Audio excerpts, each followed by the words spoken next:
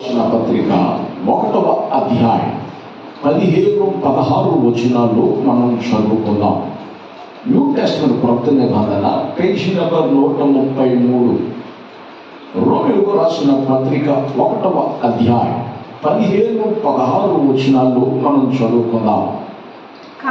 కాగా నా వలనైనంత మట్టుకు రోమాలోని మీకు సువార్త ప్రకటించుటకు సిద్ధముగా ఉన్నాను. సువార్తను గూర్చి నేను సిగ్గుపడువాడను కాను. ఏలయనగా నమ్ము ప్రతివానికి మొదట యూదునికి గ్రీసు దేశస్థునికి కూడా రక్షణ కలుగు చేయుటకు అది దేవుని శక్తి అయి ఉన్నది. స్తోత్రం చెప్పండి. ఆమేన్. హల్లెలూయా. దేవుని వాక్యాన్ని ధ్యానం చేద్దాం. వాక్యములో మనం చదువుతున్న మాట, అపొస్తలుడైన పౌలు రోమా పట్టణంలో సంచరిస్తున్నాడు. రోమ ప్రభుత్వం అంటే కఠినమైన ప్రభుత్వం. రోమ ప్రభుత్వం ఏమిటి? కఠినమైన ప్రభుత్వం. అక్కడ ఉన్న నిబంధనలు కానీ, మనుషుల హృదయాలు కానీ, అక్కడ ఉన్న పరిస్థితులు కానీ అన్ని కఠినమైన పరిస్థితులే. అయితే అక్కడ శక్తికి మించి దేవుని పని చేస్తున్నాడు. ఏం చేస్తున్నాడండి? అందరూ చెప్పాలి. శక్తికి మించి అంటే నా వలనైనంత మట్టుకు రోమాలో ఉన్న మీకు సువార్తను ప్రకటించడానికి సిద్ధంగా ఉన్నాను. ఎట్లా ఉన్నాడండి? ఎనీ టైం దేవుని పని చేయడానికి అత్యాశక్తి చూపాడు. మహా ఆశ కలిగి పని చేస్తున్నాడు. ఇంకొక రకంగా చెప్పాలంటే మంచి తీవ్రత కలిగి ఉన్నాడు. ఆత్మలో ఏం కలిగి ఉన్నాడండి? తీవ్రత కలిగి ఉన్నాడు. తీవ్రత కలిగి దేవుని పని అతను చేస్తున్నాడు. అయితే శక్తికి మించి చేస్తున్నాడు. ఆ దేవుని పని కొరకట సిగ్గుపడట. ఏమవునటండి? అందరూ చెప్పాలి. దేవుని పని కొరకు సిద్ధంగా ఉన్నాడు, ప్లస్ సిగ్గుపడడు. నేను సిగ్గుపడను అని అంటా ఉన్నాడు. ఎంత అద్భుతమైన విషయం. దేవుని బిడ్డలారా, నేను ఒక విషయాన్ని చెప్తాను, ఇక్కడ జాగ్రత్తగా ఉన్నాయి. మనం ఏ విషయాల్లో సిగ్గుపడకూడదో, ఏ విషయాల్లో సిగ్గుపడాలో బైబిల్ స్పష్టం చేస్తా ఉంది. దేవుని బిడ్డలారా, మనం ఏ విషయాల్లో సిద్ధంగా ఉన్నాం, ఏ విషయాల్లో సిగ్గుపడుతూ ఉన్నాం ఒక్కసారి ఆలోచించండి. నేను దేవుని బిడ్డనని చెప్పుకోవడానికి సిగ్గుపడుతున్నామా? బైబిల్ పట్టుకోవడానికి సిగ్గుపడుతున్నామా? దేవుని మందిరానికి రావడానికి సిగ్గుపడుతున్నామా? రక్షణ పొందిన వాణిని, రక్షణ పొందిన దానను అని చెప్పుకోవడానికి సిగ్గుపడుతున్నావా? పౌలైతే ప్రతి స్థలమందు దేవుని కొరకు సాక్ష్యం ఇవ్వడానికి సిగ్గుపడనక్కర్లేని వ్యక్తిగా ఉన్నాడు. స్తోత్రం చెప్పండి. ప్రతి సందర్భంలో దేవుని కొరకు పని చేయడానికి సంసిద్ధుడు ఉన్నాడు. ఈరోజు బల్ల కార్యక్రమం, ఈ బల్ల కార్యక్రమంలో ఈ బల్లలో చేయి వేయడానికి నువ్వు సిద్ధంగా ఉన్నావా? సిగ్గుపడనక్కర్లేని వ్యక్తిగా నువ్వు ఉన్నావా? ఒకసారి ఆలోచించండి. దేవుని సేవకుడిగా ప్రేమించి తెలియచేస్తున్నాను, సిగ్గుపడనక్కర్లేని వారిగా ఉండాలి. సిగ్గుపడనక్కర్లేని వారిగా ఉండాలి. సిగ్గుపడనక్కర్లేని వారిగా ఉండాలి అని అంటే మనం ఏం చేయాలంటే యోగ్యులముగా కనపరుచుకోవాలి. ఏం చేసుకోవాలండి? అందరూ చెప్పాలి. ఆ మాట చదువుదామా? 2 కొరింథీయులకు రాసిన పత్రిక 10వ అధ్యాయం 18వ వచనాన్ని మనం చదువుకుందాం. 2 కొరింథీయులకు రాసిన పత్రిక 10వ అధ్యాయం 18వ వచనం. అతిశయించువాడు ప్రభువునందే అతిశయింపవలెను.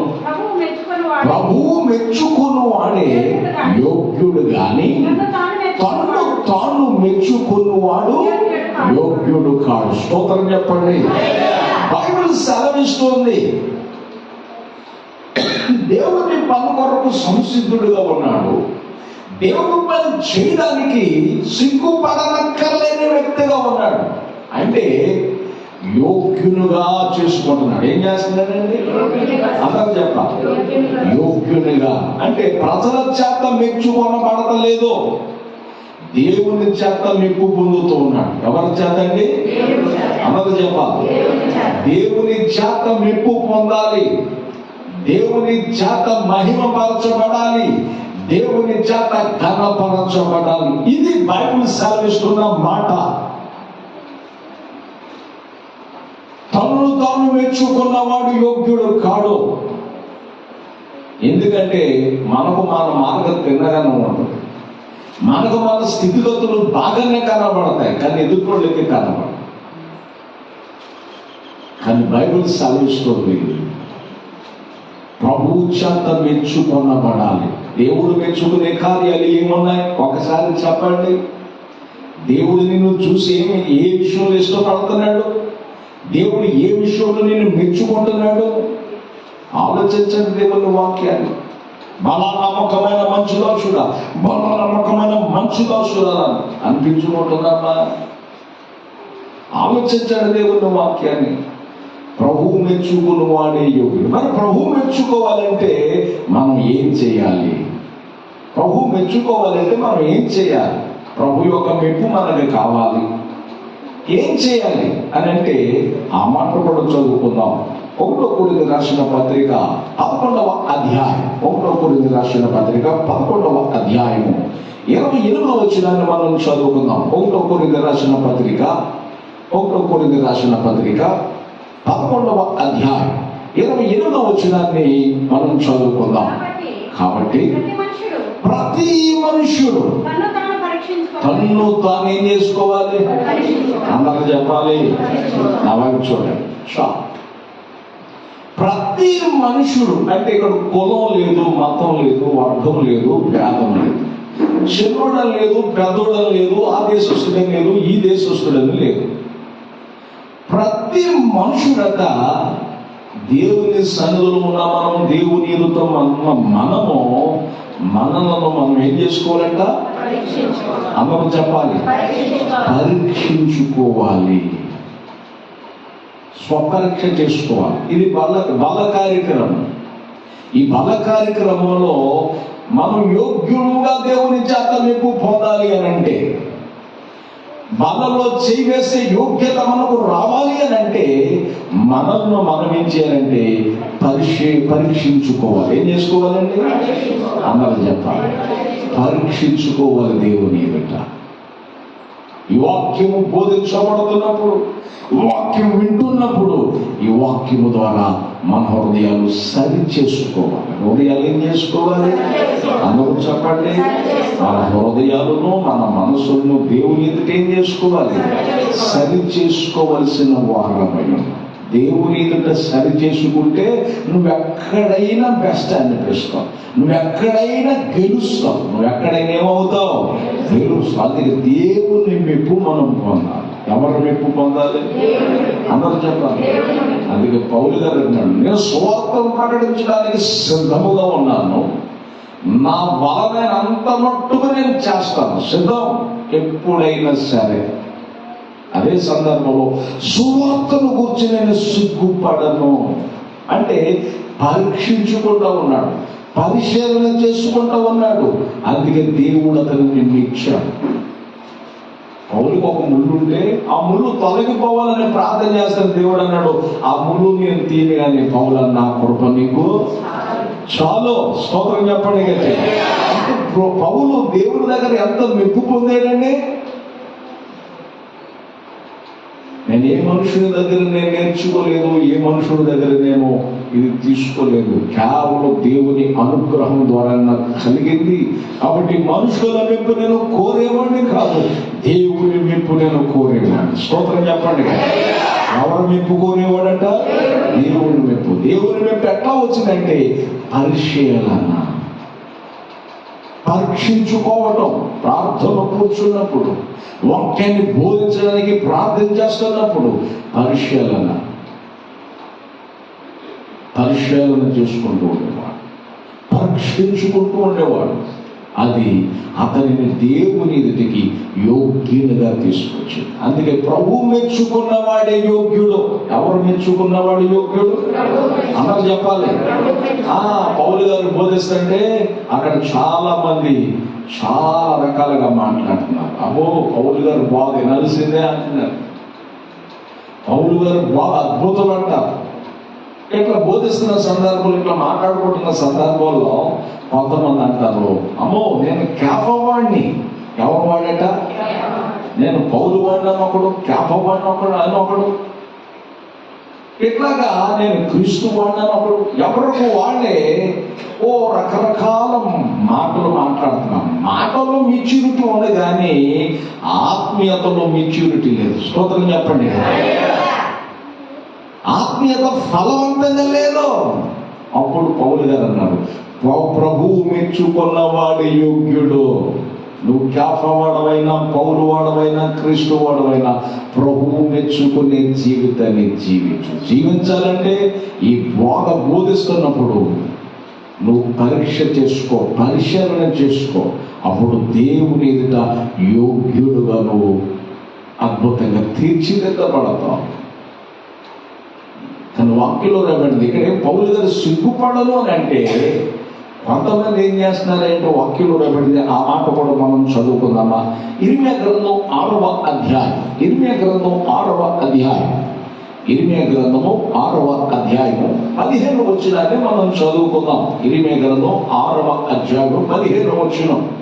వారు తాము హేయ క్రియలు చేయుచున్నందున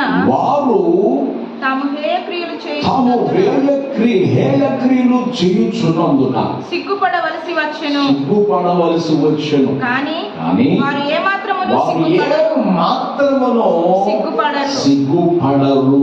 అవమానము నొందితిమని వారికి తోచుట లేదు. కనుక పడిపోవు వారితో వారు పడిపోవుదురు. నేను వారిని విమర్శించు కాలమున వారు తొట్టిల్లుదురని యెహోవా సెలవిచ్చుచున్నాడు. స్తోత్రం చెప్పండి. ఇక్కడ పౌలు గారు దేవుని విషయంలో దేవుని పని చేయటం కొరకు సిగ్గుపడను సిద్ధంగా ఉన్నాను అంటే, ఇక్కడ రాయబడింది దేవునికి విరోధమైన క్రియలు చేస్తూ అబద్ధం, దొంగతనం, మోసం, అన్యాయం చేస్తూ దేవునికి వారు కనబరుచుకుంటున్నారు. ఆ విషయంలో సిగ్గుపడాలి. ఇది దేవునికి హేయమైంది. ఇది ఎటువంటిదండి? అందరూ చెప్పాలి. ఎంతమంది త్రాగుబోతు దేవుని దగ్గర మారిపోవట్లేదు, ఎంతమంది దొంగలు దేవుని దగ్గర మారిపోవట్లేదు, ఎంతమంది విభిచారులు దేవుని దగ్గర మారిపోవట్లేదు. దేవుని సన్నిధిలో పోలీసు వారు చట్టాలు మార్చగలుగుతున్నాయా?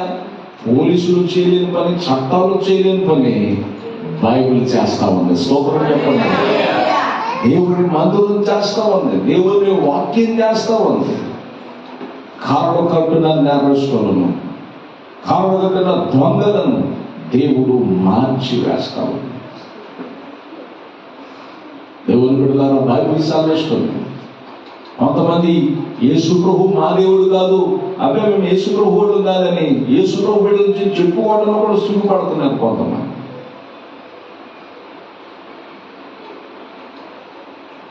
యేసు ప్రభు నమ్మటం, యేసు ప్రభు పేరు తలవటం దేవుడిచ్చిన ఆధిక్యత. అసలు యేసును ఉచ్చరించడానికి పెట్టి పుట్టాలి మనము. స్తోత్రం చెప్పాలి. యేసు అనే పేరు ఉచ్చరించడానికి మనం ఏం చేయాలి? పెట్టి పుట్టాలి. దేవుడు అనుగ్రహించిన ఆధిక్యత ఇది. యేసుని గురించి చాలా మందికి యేసు ప్రభు అంటే తెలియదు. ఇక్కడ రాయబడింది, తాము సిగ్గుపడవలసిన విషయాలలో ఏమవుతున్నారు వాళ్ళు? ఏమాత్రం సిగ్గుపడరు. కాబట్టి తప్పు చేసిన వ్యక్తి తల తెచ్చుకుంటాడు. అవునా కాదా? చెప్పండి గట్టిగా. తప్పు చేసిన వ్యక్తి తలదించుకున్నాడు. కానీ మనోడు ఇక్కడ ఇశ్రాయేలు రివర్స్లో మాట్లాడుతున్నాడు. తప్పు చేసిన ఎవరు చూశారులే, ఎవరు చేశారులే, ఎవరు విన్నారులే అని అని అనుకుంటూ తన జీవితాన్ని గడుపుతుంటే దేవుడు అన్నాడు, అందరి కళ్ళు కప్పినా నా కళ్ళు ఇశ్రాయేలు నీవు కప్పాలి. స్తోత్రం చెప్పండి. హల్లెలూయా. దేవుని కళ్ళు ఎవరు కప్పగలరండి? దేవుని కళ్ళు ఎవ్వరూ కప్పరు. అంటే దేవుని బిడలాగా దేవునికి సమస్తము తేటగా కనబడుతుంది. దేవునికి ఎట్లా కనబడుతుంది? అందుకే దేవుడు అసహించుకునే విషయాలు అసహించుకోవాలి. ఏం చేసుకోవాలంటే అమలు చెప్పాలి. దేవుడు అసహించుకునే విషయాలు అసహించుకోవాలి. దేవుడికి నచ్చని కార్యాలు అసహించుకోవాలి. కానీ మనమేం చేస్తున్నామంటే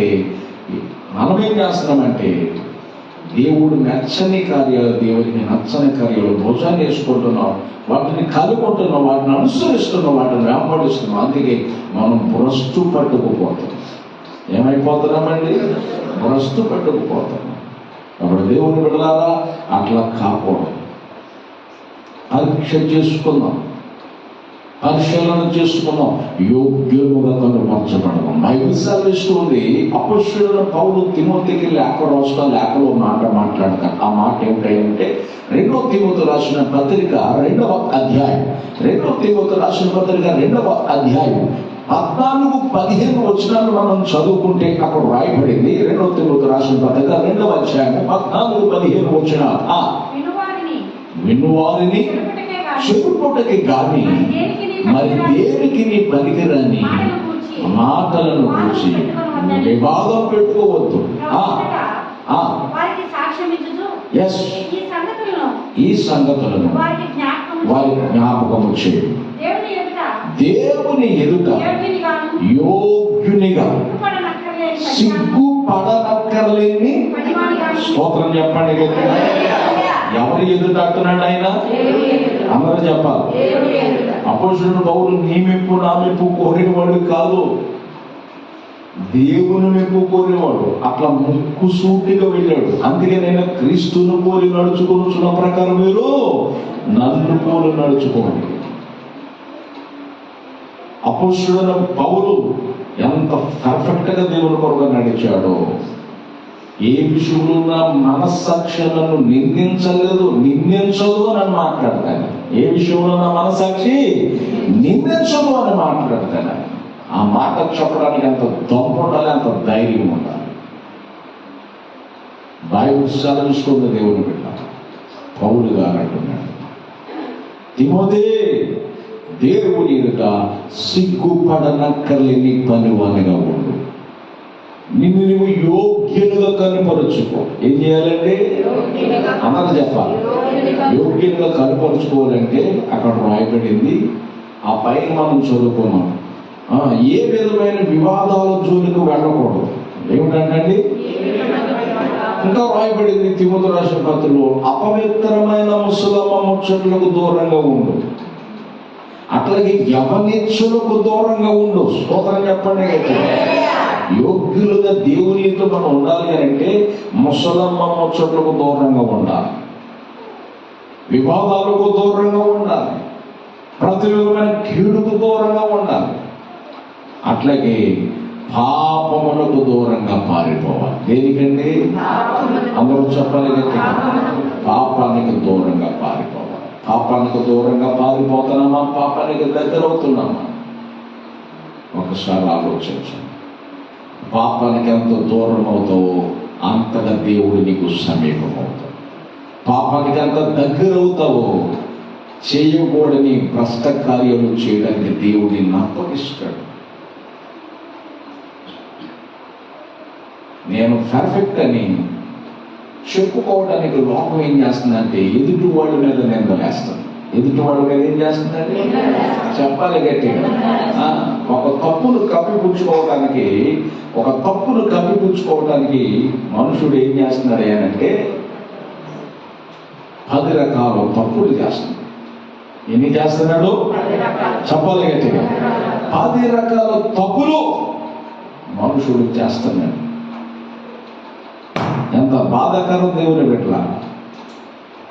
ఒక తప్పు కప్పిపుచ్చుకోవడానికి మనుషుడు 10 రకాల తప్పులు చేస్తున్నాడు. నేను మంచోడు అనుకో కొరకు ఎదుటి వారి మీద బోధ చదువుతూ ఉన్నాను. ఏం చేస్తున్నారు? అందరు చెప్పాలి గట్టిగా. ఎదుటి వారి మీద బురద చల్లుతూ ఉన్నాం. ఎంత బాధాకరమైన విషయం, ఎంత దుర్మార్గకరమైనటువంటి విషయం ఒకసారి ఆలోచించండి. అందుకే బైబిల్లో మనం చదువుతున్నాం, దేవుని బిడ్డలారా, దేవుని వాక్యములు మనం చదువుతున్నాం. దేవుని ఎదుట యోగ్యులుగా సిగ్గుపడనక్కర్లేని పనివారిగా మనం ఉండాలని బైబిల్ సెలవిస్తుంది. దేవుని ఎదుట యోగ్యులుగా ఉంటున్నామా? బళ్ళారధించి ఈ బళ్ళారధనకు దేవుని ఎదుట ఎట్లా ఉన్నాం? గారి సీమోనుతో పేతురు అంటాడు, నీ హృదయము దేవుని ఎదుట సరైనదిగా లేదు. స్తోత్రం చెప్పండి. దేవుని సేవకుడు మాట లేకుండా బోధిస్తాడు దేవుని బట్టి. ఇది దేవుని వాక్కు. అట్లా ప్రకటించినప్పుడు గారికి సీమోను నొచ్చుకున్నాడు. ఏదన్నా చేసుకోలేంటే నా కొరకు నువ్వే చేసుకో, నేను మాత్రం చేసుకోలేనన్నా. అయ్యా నీ హృదయం సరిలేదు అని అంటే అతడు హృదయాన్ని సరి చేసుకోవడం మానేసి నా కొరకు నువ్వే ప్రార్థన చేసుకోండి, నా కొరకు నువ్వే ప్రార్థన చెయ్యి అని అంటున్నాడు. ప్రార్థన చేసుకునే తీరిక ఆయనకి లేదు. స్తోత్రం చెప్పండి. హల్లెలూయా. మంచి ఎప్పుడు ఈ మాట మాట్లాడుతున్నామా? దేవుడు నీకు ఉద్యోగం ఇచ్చింది, దేవుడు నీకు వ్యాపారం ఇచ్చింది, దేవుడు నీకు హెచ్చించి మంచి స్థాయిని ఇచ్చింది. ఎందుకో తెలుసా? దేవుడికి దూరం అవుతావని కాదు, ఇంకా కృతజ్ఞత కలిగి దేవునికి లోబడతావని. దావీదు బాల్యం నుంచి దేవుడు స్తుతిస్తూనే వచ్చాడు. రాజు అయినప్పుడు దినమునకు 7 పర్యాలు స్తుతించి ప్రార్థించాడు. ఆయనకి ఎంత ఖాళీ ఉండదా, తీరిక ఉండదు, ఎంత బిజీ ఆయన తీరిక చేసుకొని దేవునికి ఇవ్వాల్సిన ప్రాముఖ్యత ఇస్తున్నాడు. మనం ఏం చేస్తున్నామంటే హెచ్చరించబడే కొద్దీ హెచ్చైన వాటి మనసు పెట్టి దేవుని మీద మనసు తగ్గించుకుంటున్నాం. దేవుడు సరిదంటే మక్కువ తగ్గిపోయింది, దేవుడు వాక్యం అంటే మక్కువ తగ్గిపోయింది. దేవుడు సన్నిధికి ఇవ్వాల్సిన ప్రాముఖ్యత మనం ఉండలేదు. అందుకొరకు కాదు దేవుడు నిన్ను ఆశీర్వదించింది. దేవుడిని నిర్లక్ష్యం చేస్తామని కాదు, ఇంకా కృతజ్ఞత భావాన్ని తెలియచేస్తామని. స్తోత్రం చెప్పండి. హల్లెలూయా. ఆయన మెచ్చుకొని నీ స్థాయిని, నీ స్థితిని హెచ్చిస్తే నువ్వేం చేస్తున్నావయ్యానంటే అసలు దేవుని మందిరం గురించి తీరిక లేకుండా చేసుకోవడం, బిజీ అయిపోతున్నావు లోపల్లో. మా జాగ్రత్త, గజిబిజి కాకముందే సరి చేసుకోవాలి. స్తోత్రం చెప్పండి. హల్లెలూయా. దేవుని సరిలో సరి చేసుకోవాలి. అందుకే నేను అడుగుతున్నా, గత బాల కార్యక్రమం నుంచి బాల కార్యక్రమం, గత సంస్కారాల నుండి సంస్కారాల వరకు దేవుని దగ్గర ఎట్లా ఉన్నాను? దేవుని సరిగానే ఉన్నామా? పౌలు గారు అంటున్నాడు, నా వలనైనంత మట్టుకు శక్తికి మించి ప్రయాసపడటానికి సిద్ధంగా ఉన్నాను సువార్త చెప్పాలి. అదే సమయంలో నేను దేవుని పని చేయడానికి సిగ్గుపడను. దేవుని పని చేయడానికి ఏమవడట? సిగ్గుపడు. కాబట్టి దేవుని బిడ్డలారా, దేవుని సన్నిధిలో మనం ఉన్నాం. వాక్యమనే ఉదకస్నానం ద్వారా, వాక్యమనే శుద్ధ జలము చేత మన హృదయాలు దేవుని సన్నిధిలో కుమరిద్దాం, సరి చేసుకున్నాం. దేవుని చేత మెప్పు పొందుకున్న వారమై ఈ బాల కార్యక్రమంలో పాల్గొందాం. దేవుడి మాటలు దీవించును గాక. ఆమేన్.